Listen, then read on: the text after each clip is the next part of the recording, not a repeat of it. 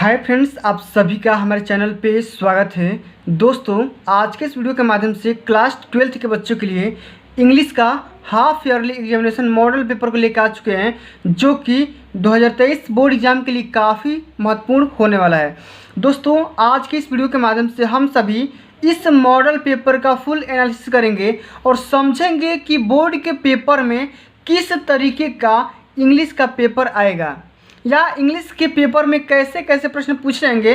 सबसे पहले इसको समझते हैं, उसके बाद हम इस पेपर का एनालिसिस करेंगे।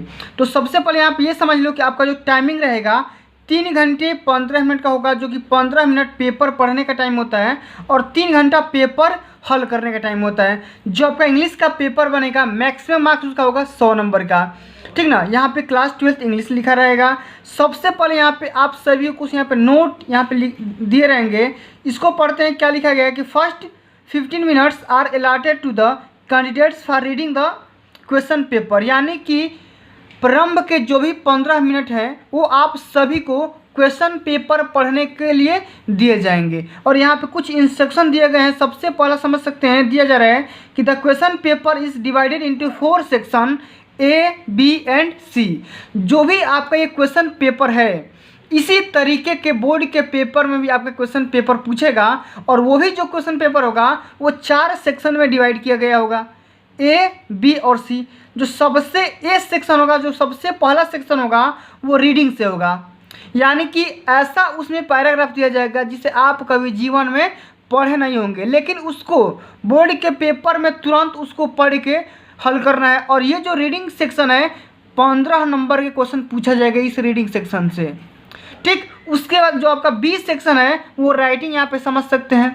अब राइटिंग में क्या होगा, राइटिंग सेक्शन से 2 क्वेश्चन पूछ जाएंगे। इसमें होगा कि 2 क्वेश्चन आपको आर्टिकल राइटिंग के लिए देगा और 1 क्वेश्चन आप सभी को लेटर राइटिंग के लिए देगा। जैसा कि आप यहाँ पे देख सकते हो कि लेटर लिखने को दे रहा है कि पॉल्यूशन पे आप सभी अपने नगर पंचायत को क्या करना है, लेटर लिखना है। पूरा बताऊंगा, ठीक ना, किस तरह से करना है। और जो आपका सेक्शन सी आता है, सेक्शन सी आप सभी का ग्रामर पूछेगा। इसमें क्या पूछा है, ग्रामर। अब सेक्शन सी जो क्वेश्चन होगा इसमें से ग्रामर 25 नंबर का पूछेगा।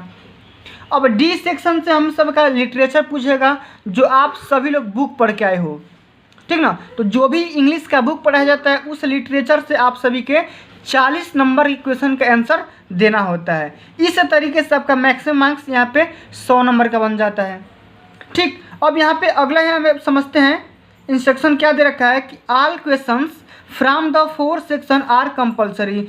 चारों के चारों सेक्शन करना अनिवार्य है, ठीक ना। अगला यहाँ पे समझ सकते हैं कि marks are indicated against each question.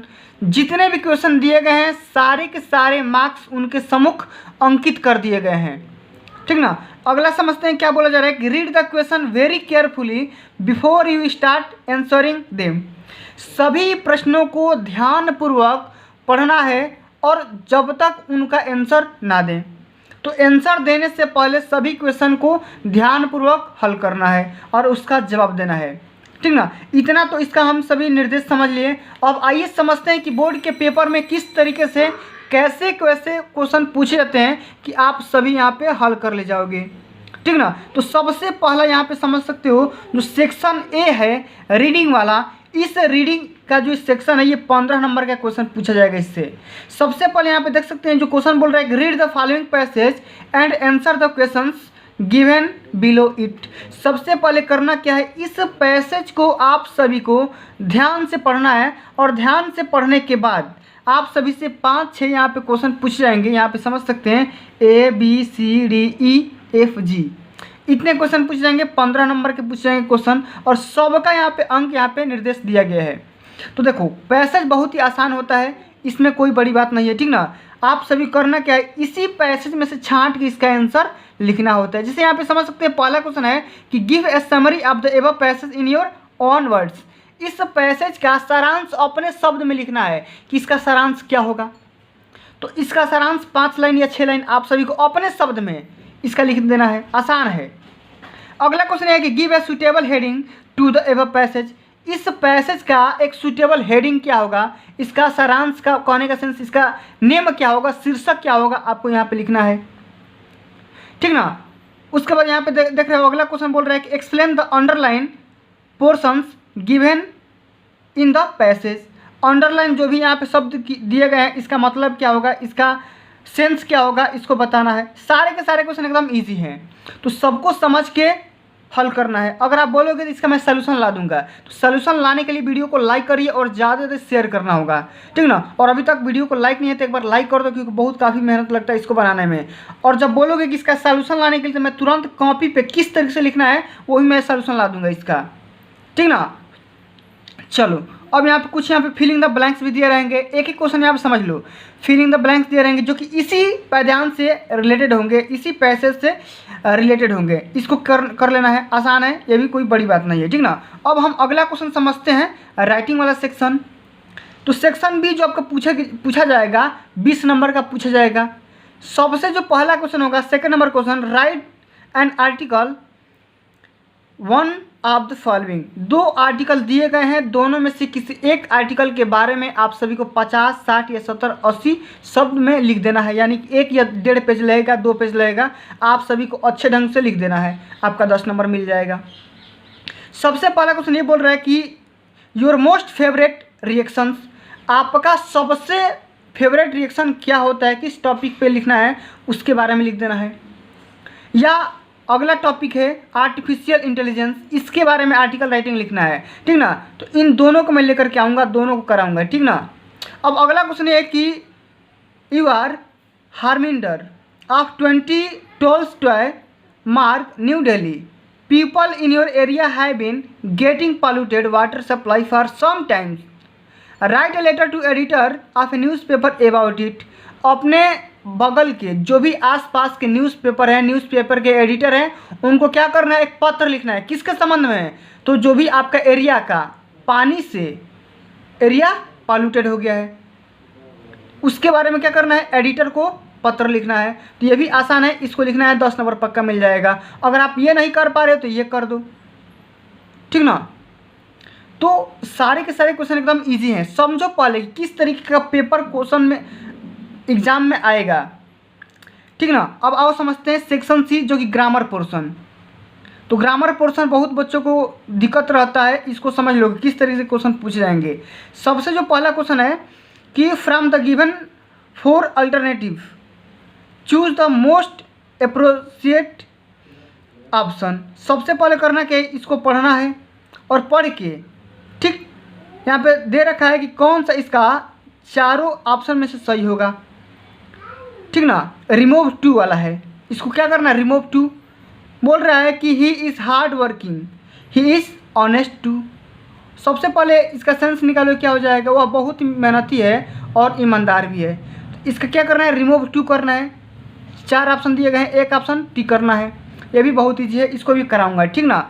अब अगला क्वेश्चन ये है कि choose the grammatically correct sentence. 4 sentence दिए गए हैं, 4 सेंटेंस में से 3 सेंटेंस गलती है, 1 सेंटेंस ग्रामर के माध्यम से सही है। कौन सा सेंटेंस सही है, इसको अपने शब्दों में टिक करके लिखना है, ठीक। अब आओ अगला हम क्वेश्चन समझते हैं, क्या बोला जा रहा है। अगला क्वेश्चन यहाँ पे ध्यान से समझो पहले। अगला क्वेश्चन जो कि सी नंबर क्वेश्चन है, choose the alternative which best express the meaning of the idioms and phrases. तो यहाँ पे करना क्या है कि जो भी यहाँ पे एडियम या फ्रेज दिए गए हैं इसका मतलब बताना है कि इसका मतलब क्या होगा। पुट एक्रॉस का मतलब क्या होता है आप सभी को बताना है, तो ये भी कराऊंगा। जितना मैं यहाँ पे अभी लेकर आ चुका हूँ सारे के सारे यहाँ पे जो भी क्वेश्चन पेपर हैं इसका सोल्यूशन एक अलग वीडियो में बना दूंगा, आप वहाँ से देख लेना। सबसे पहले आप ये समझ लो कैसे कैसे क्वेश्चन पूछे जा रहे हैं, ये पूछेंगे हाफ ईयरली एग्जामिनेशन में। अगला क्वेश्चन है कि choose the word nearest in the meaning to bold, यानी कि बोल्ड का मतलब क्या होगा, जो कि इसका होगा। तो ये भी आसान है। अब यहाँ पे एक फिलिंग द ब्लैंक्स दे रखा है, इसको करना है। और यहाँ पे क्वेश्चन दे रखा है, इसको डायरेक्ट में चेंज करना है, ठीक ना। इसको यहाँ पे दे रखा है कि इसको किस में चेंज करना है, 10 नंबर का है ये। इसको इंटरगेटिव में इंडायरेक्ट में चेंज करना है, इसको सिंपल सेंटेंस में चेंज करना है, इसको कम्प्लेक्स में चेंज करना है, इसको कंपाउंड में चेंज करना है, इसको बताना है कि 1 वर्ड सब्स्टिट्यूशन, इसका एक अनेक शब्द का एक शब्द में बताना है, इतना चीज़। अब हम समझते हैं सेक्शन सी के अंतिम नंबर क्वेश्चन, जो कि यहाँ पे एक क्वेश्चन देता है हमेशा कि translate the following into English. एक हिंदी में पैसेज दिया रहेगा और बोलेगा कि इसको इंग्लिश में ट्रांसलेट करके दिखाओ, तो ये 5 नंबर में पूछेगा। बहुत ही आसान सा होता है, आप आसानी से इजी से कर लोगे, ठीक ना। नहीं कर पाओगे तो मैं इसके लिए भी अलग से एक सेपरेट वीडियो बनाऊंगा, लेकिन इसका सलूशन पक्का लाऊंगा, ठीक ना। उसके लिए आप मेरे चैनल को सब्सक्राइब भी करके रखना। चलो अब लिटरेचर से क्वेश्चन समझते हैं। लिटरेचर जो आपका बोर्ड के पेपर में 40 नंबर का पूछेगा। कितने नंबर का? 40 नंबर का। इसको समझते हैं कि आंसर द फॉलोइंग क्वेश्चन। तो इसमें से दोनों क्वेश्चन को आंसर देना है। ऐसा ना हो कि एक को देना है, एक को नहीं देना है, दोनों को देना है। और ये क्वेश्चन, एक क्वेश्चन 4 नंबर का है, 8 नंबर का, ठीक। अब यहाँ से देख सकते हो कि इसका मतलब बताना है। ये जो क्वेश्चन है इसका मतलब बताना है। जो 7वां नंबर क्वेश्चन है इसका पूरा का पूरा मतलब बताना है, ठीक। क्वेश्चन है ये भी, ये क्या है? क्वेश्चन है 7 नंबर का है। अब अगला क्वेश्चन ये है कि 8वां नंबर, read the following lines of poetry. ये पोएट्री की कुछ लाइनें दी गई है, इसको करना क्या? पढ़ना है और पढ़ के क्या करना है? इसका आंसर देना है। यहाँ पे पोएट्री के आपके लिटरेचर में से ही, ठीक ना, कुछ लाइन्स दिए गए हैं और इसके पढ़ने के बाद यहाँ पे 3 क्वेश्चन दिए गए हैं, तीनों का क्या करना है? आंसर देना है। तो ये भी क्या है? आसान है। अब अगला क्वेश्चन समझते हैं।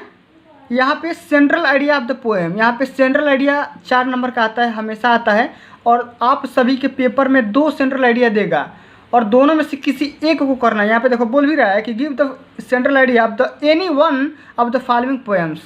2 पोएम्स हैं, दोनों पोएम्स में से किसी एक पोएम का क्या करना है? सेंट्रल आइडिया लिखना है।